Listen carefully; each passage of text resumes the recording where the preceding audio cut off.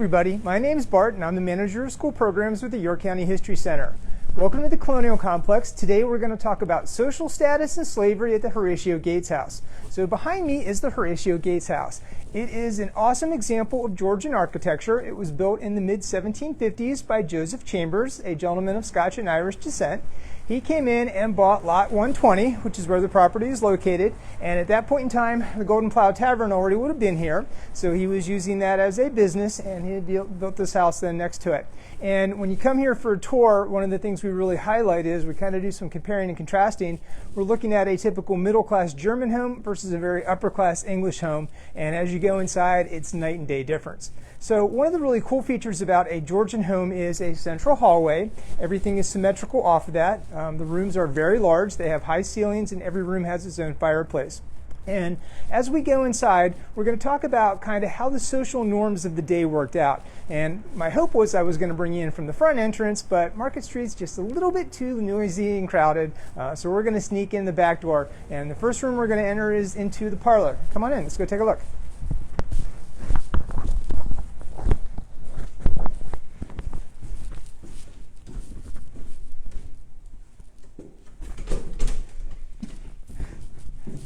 If you can't tell, I am tethered to the camera with a microphone line, so this is kind of cool.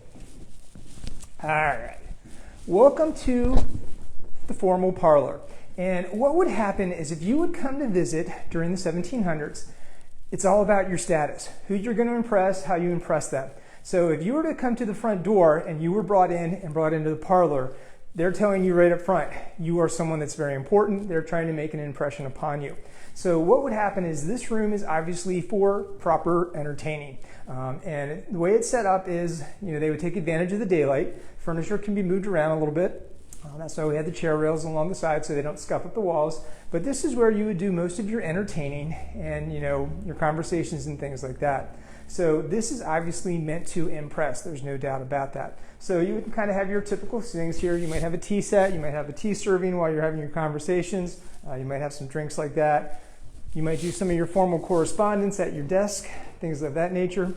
One of the things I always like to point out, especially when we have teenagers that come in for the tours, I'll ask some of the teenage boys, I said, how do you know? I usually ask them, are you dating yet? And if they're like, no, not yet, I said, well, how do you know the young lady you're interested in comes from a proper upbringing? And they're like, well, we don't know. Well, one of the things we would focus on is her embroidery skills. How good is she at needlepoint? That is an indication of proper social upbringing. Think about it. If you were living in a very high society house style, you have a lot of wealth, which means you have a lot of time. You have time to pursue activities like needlepoint or perhaps reading or music and stuff like that. Whereas if you were from the lower classes, you're going to be busy working. So this is one of those indications. Teenage girls are always funny. They're like, why would we need to know that stuff? Well, that's just the way society worked back then. So this is our former parlor. All right, if you were anyone else though, and you came in through the front door, we would actually take you straight over to the dining room. This is where all the normal visits would occur. And there's some cool things going on in here as well. Now, what's going to happen is the Horatio Gates House is named for its most famous resident here, Horatio Gates, General Horatio Gates, who was famous for his victory at the Battle of Saratoga. So what happened after Joseph Chambers built the house? It passed through a couple owners to a gentleman by the name of George Irwin, and he was a local business owner. He had several stores down here on Market Street, and he used this as a rental property. So he actually rented it out to Horatio Gates while he was here serving as the president of the Board of War. So again, this is telling you this is a very influential house. There's a lot of political power behind it. There's a lot of wealth going on in here as well. So we have a couple interesting pieces in here that kind of indicate some of the status here. One of the first things I'd like to show you is this very interesting chair here in the corner. You will notice there are metal brackets on both sides, and behind it there are long wooden poles. This is a sedan chair. Think of it in terms of today's wheelchair. Somebody was getting carried around. Now, the chair itself is an interesting piece, but I'm all about the stories behind them. So for me, I am very, very curious. I would like to know who was getting carried around. Was it someone old? Was it someone sick? What's the deal? It was not Horatio Gates. He was not getting carried around in this. So the question is, for me, I want to know who actually was getting used in this chair. So that's kind of interesting. Another interesting feature we have here is what is known as a celeret. This is basically a personal bar. So think about it. Horatio Gates is a high-ranking military officer. He is having important meetings with politicians, and a lot of times some alcoholic beverages go a long way with this. So when he is traveling, he's going to take this with him. He's going to have his choice of alcoholic beverages. They're going to have a drink as they do their negotiations, stuff like that. So that's kind of cool. All right. Over in this corner is one of our favorite pieces. We have our China Hutch here.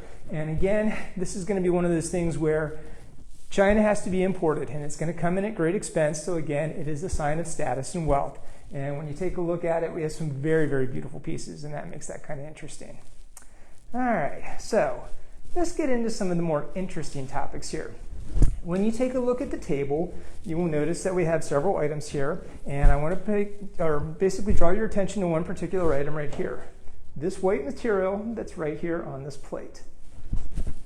Oh, I completely forgot to mention, if you have any questions, please feel free to put them into the chat. We'll try to take a look at them. If we don't answer them now, we'll try to answer them later.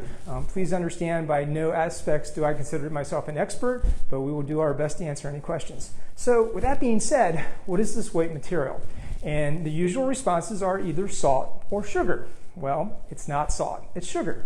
So with that being said, wait a second, time out. Is sugar produced in your county? No. So where is it being produced? Well, if you think about it a little bit, most people are going to say, well, down in the South, probably in the Caribbean islands. And the answer is yes, that is correct. Well, here's where I need you to take the next step. Who's the labor source? Here's where we start taking a very dark look at what's going on. The Horatio Gates house is this beautiful, glamorous, high-class, wealthy home. Yet here, one of the luxury items we have on the table has been produced by slave labor. So when you start thinking about that, we have enslaved people working in the sugar fields to produce a luxury item for someone sitting here in York. That puts a whole new twist on the structure and what's going on.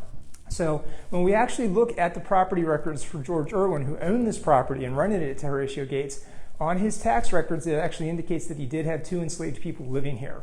And this is part of the reality we need to be aware of. Like, again, this house is amazing and it's glamorous and all, but when you start thinking about those aspects, that takes away all of that. We're looking at human labor that's making this possible, and that's just not a cool topic whatsoever. So one of the other things we find interesting here is that this house is built, there's a summer kitchen in the back, and typically what would happen, most meals would be prepared there. That way it keeps excess heat out of the house, keeps the odors down as well. And what happens here is we then have the warming kitchen. So they would bring the main food in, and they would then prepare like the final stuff in here. Now, what is interesting, in a typical Georgian home, though, we're going to actually take you down into the basement, and we're going to show you there's actually fireplaces down there as well. And in some Georgian homes, they actually use those for cooking during the wintertime. Well, we think something different's going on in our place. Come on, let's take a look.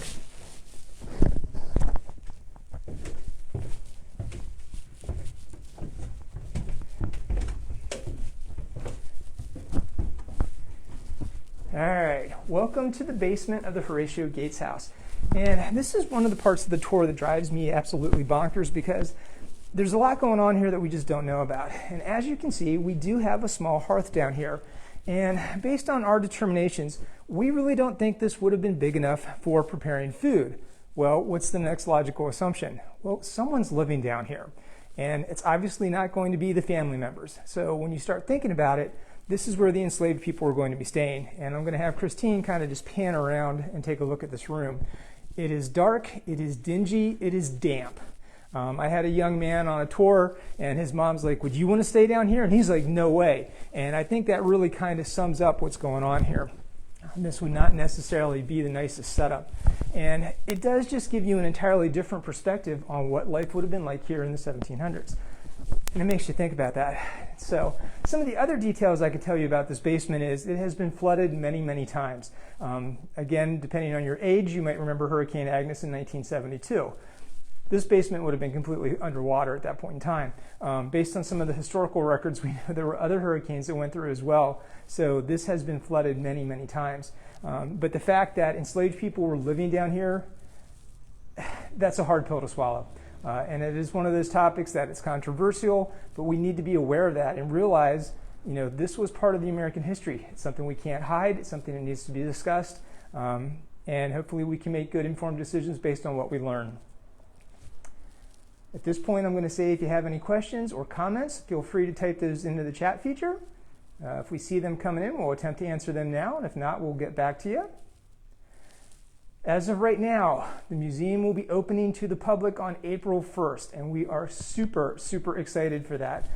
Please come see us in person. I would be thrilled to give you a tour, talk more about the issues that are happening here.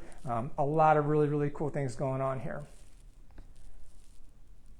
All right, doesn't look like we have any questions, so I'm going to bid you a good day. Thank you so much for joining us.